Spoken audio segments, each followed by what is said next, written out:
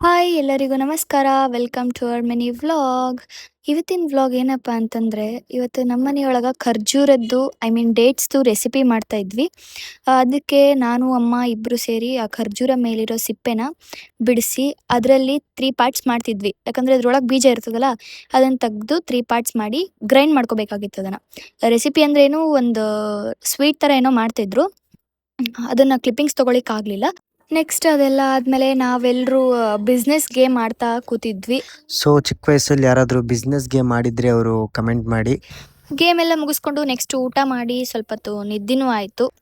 So ಎಲ್ಲ ಮುಗಿಸ್ಕೊಳ್ಳೋಷ್ಟರಲ್ಲಿ ಸಂಜೆ 6 ಗಂಟೆ ಆಗಿತ್ತು. ಮೇಡಮ್ಮು ಮ್ಯೂಸಿಕ್ ಕ್ಲಾಸ್ ನಡೆದಿತ್ತು. ಕ್ಲಾಸ್ ಮುಗಿಸೋಷ್ಟರಲ್ಲಿ ಕರೆಂಟ್ ಬೇರೆ ಹೋಗಿತ್ತು. ನಮ್ಮಣ್ಣ ಸೈಕಲ್ ಖೋವಾ ತಂದಿದ್ದ, ನಮ್ಮ ಬಳ್ಳಾರಿ ಫೇಮಸ್ ಅದು. ಅದನ್ನೆಲ್ಲರೂ ಹೊರಗಡೆ ಕೂತು ತಿಂತಾ ಇದ್ವಿ. ನೀವು ಇದೇ ಥರ ಎಕ್ಸ್ಪೀರಿಯನ್ಸ್ ಮಾಡಿದರೆ ನಮಗೆ ಕಮೆಂಟ್ ಹಾಕಿ. ಸೊ ಇವತ್ತಿನ ಬ್ಲಾಗ್ ಇಷ್ಟೇ. Thanks for watching. Stay tune. Ram Ram.